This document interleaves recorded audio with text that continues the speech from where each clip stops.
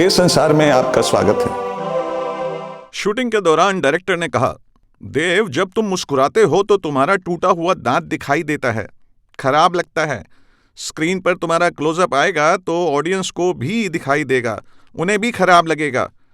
एक काम करो, नकली दांत लगवा लो या फिर कैप लगवा लो।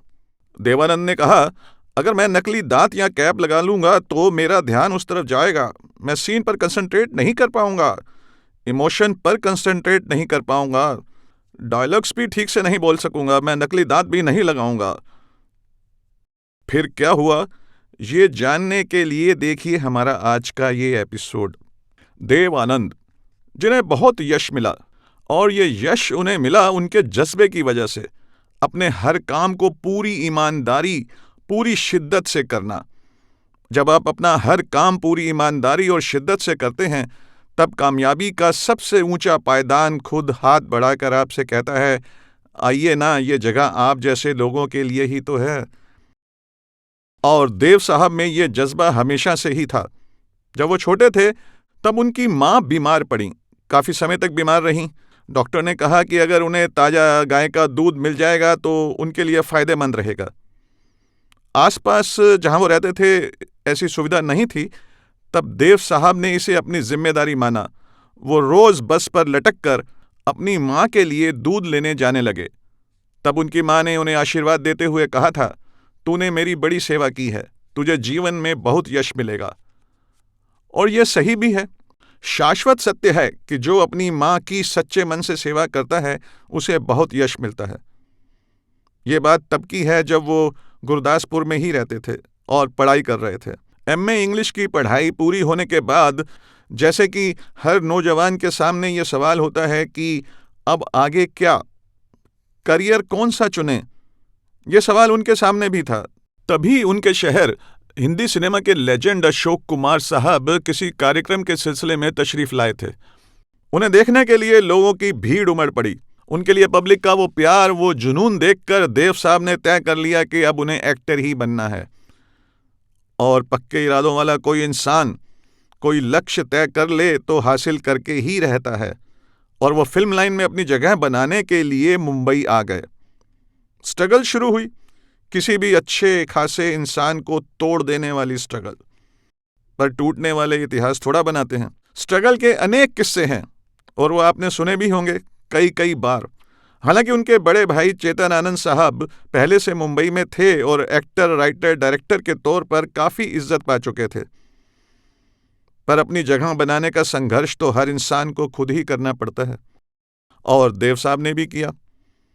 आखिर स्ट्रगल रंग लाई और उन्हें फिल्म मिली हम एक हैं।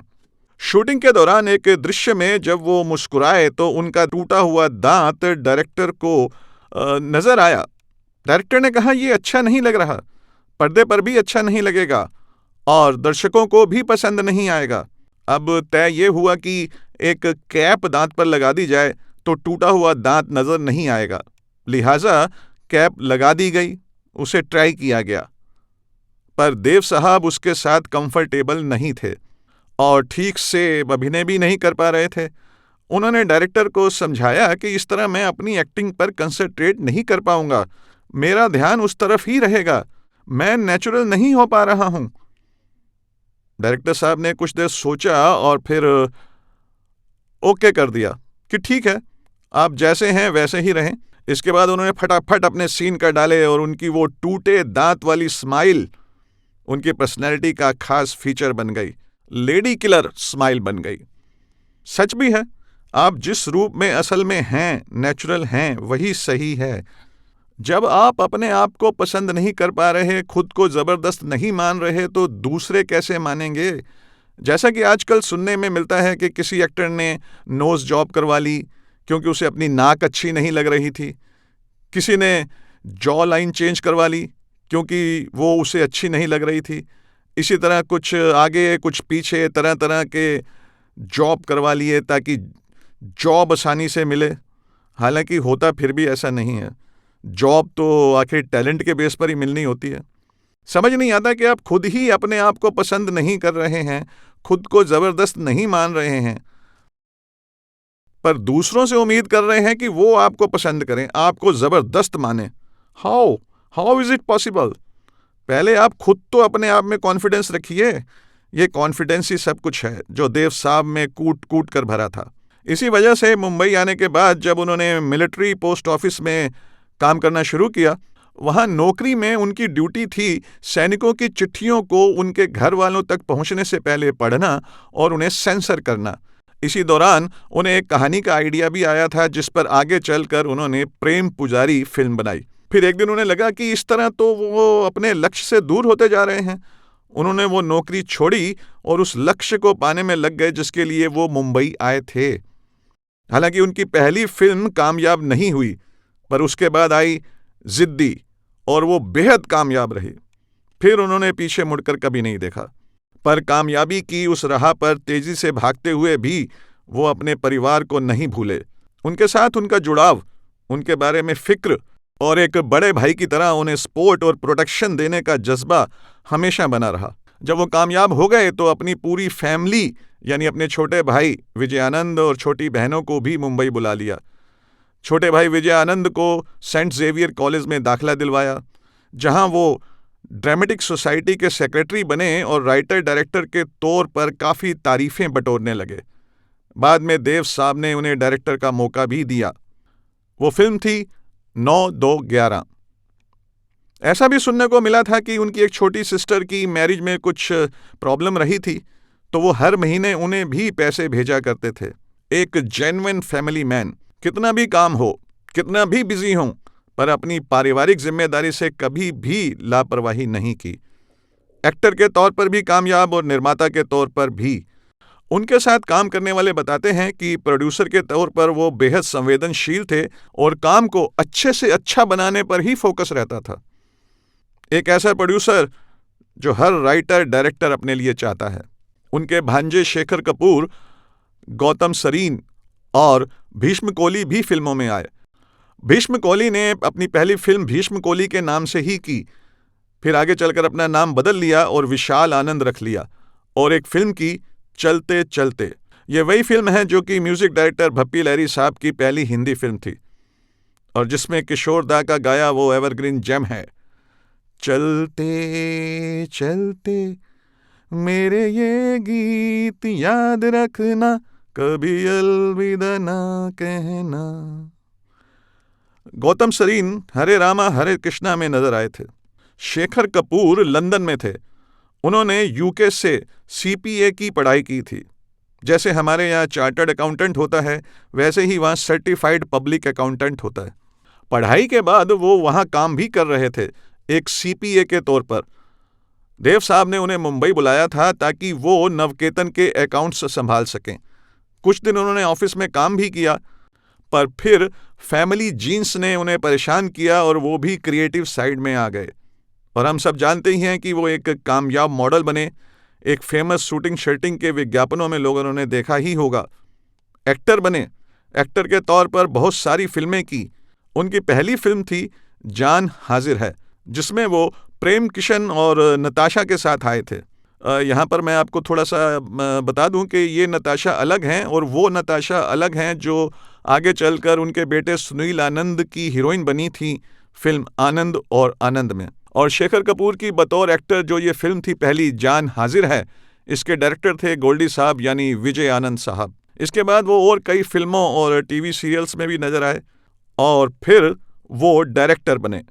मासूम फिल्म का निर्देशन किया जिसमें शबाना आजमी, जुगल हंसराज और उर्मिला मातोंडकर थे और इन सब के साथ थे नसीरुद्दीन शाह साहब।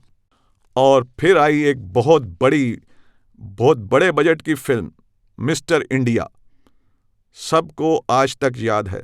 और उसके बाद वो माइलस्टोन द बैंडिट क्वीन, एक विशाल प्रोजेक्ट। बैंडिट क्वीन पर काम शुरू करने से पहले वो 2 फिल्मों पर काम कर रहे थे, जोशीले और रूप की रानी चोरों का राजा। दोनों के राइटर थे जावेद अख्तर साहब, जिनके साथ वो मिस्टर इंडिया में काम कर चुके थे।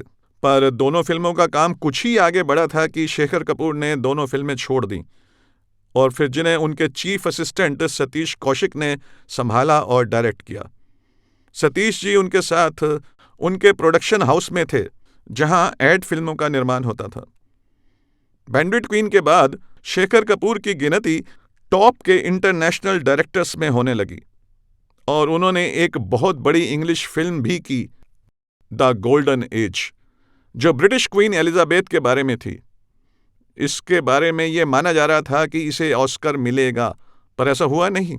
हालांकि फिल्म को पूरी 7 कैटेगरीज में नॉमिनेशन मिला था और ये एक बहुत बड़ी अचीवमेंट है, पर सम्मान में कोई कमी नहीं रही। एक नेशनल अवार्ड और फिल्म फेयर अवार्ड्स के अलावा उन्हें बेहद प्रेस्टिजियस बाफ्टा अवार्ड और गोल्डन ग्लोब अवार्ड भी मिले।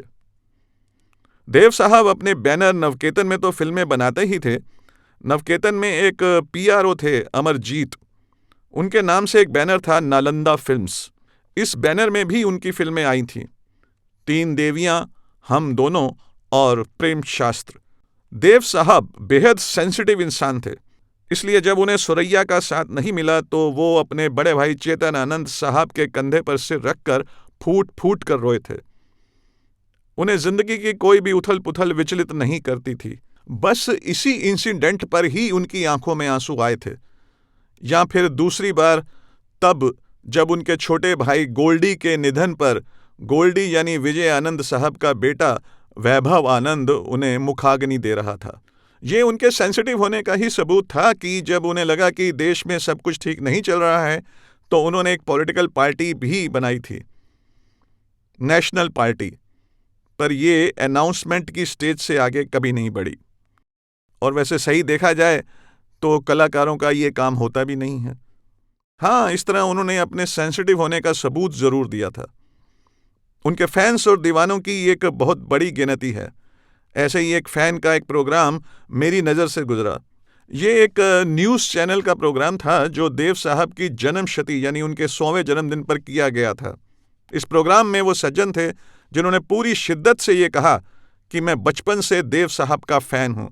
फ़ैन ही नहीं, मैं उन्हें लव करता हूँ, उनका दीवाना हूँ। वैसे तो ये सज्जन स्पोर्ट्स के फील्ड से जुड़े हैं और स्पोर्ट्स पर ही प्रोग्राम करते हैं, पर उसके अलावा देवानंद साहब के फ़ैन हैं। और साथ ही उन्होंने कुछ फैक्ट्स पर भी चर्चा की जिनका जिक्र यहाँ करना ज़रूरी है।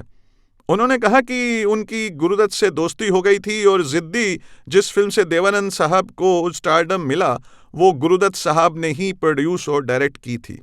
ये बात तो सही है कि देव साहब और गुरुदत्त जी की दोस्ती थी, और ये भी सही है कि देव साहब का स्टारडम ज़िद्दी से ही शुरू हुआ था, पर यह सही नहीं है कि ज़िद्दी के प्रोड्यूसर डायरेक्टर गुरुदत्त जी थे। दरअसल ज़िद्दी फिल्म के प्रोड्यूसर थे बॉम्बे टाकीज़ और डायरेक्टर थे शाहिद लतीफ़, और फिल्म की राइटर थीं उर्दू की जानी मानी लेखिका इस्मत चुगताई, और इसकी सिनेमेटोग्राफी की थी जर्मनी से आए जोसेफ वर्शिंग ने, जिन्होंने आगे चलकर पाकीज़ा की भी सिनेमेटोग्राफी की थी। तो बात यह है कि ज़िद्दी फिल्म बॉम्बे टाकीज़ की फिल्म थी। ऐसे शख्स के मुंह से फैक्ट के बारे में इतनी बड़ी गलती थोड़ी अटपटी लगी, जो बचपन से खुद को देव आनंद साहब का फैन मानता है, दीवाना मानता है। हाँ, एक बात और जो उसी इंटरव्यू में कही गई थी कि देव साहब ने पहले हेमंत कुमार का प्लेबैक लिया, फिर तलत महमूद साहब का, फिर रफ़ी साहब का और फिर किशोर दा का। देव साहब ने तलत महमूद का प्लेबैक नहीं लिया। सिर्फ टैक्सी ड्राइवर में इकलौता गाना है तलत महमूद साहब की आवाज़ में, जाए तो जाए कहाँ समझेगा कौन यहाँ दर्द भरे दिल की जुबान। बाकी हाँ, हेमंत कुमार, मोहम्मद रफ़ी और किशोर दा की आवाज़ तो उन पर खूब जची है और एक से बढ़कर एक गाने आए हैं। और वो उनका नकली दांत ना लगाने का फैसला वो भी एकदम सही रहा, कमाल का रहा, क्योंकि उनकी वो टूटे दांत की स्माइल उनका खास फीचर बन गई। इस स्माइल ने उनकी खूबसूरती को और बढ़ा दिया। उनकी वो टूटे दांत की स्माइल लेडी किलर स्माइल बन गई। के संसार के साथ आप अपना प्यार इसी तरह बनाए रखें और हम आपके लिए ढेर सारा बॉलीवुड और ढेर सारी कहानियां लाते रहेंगे।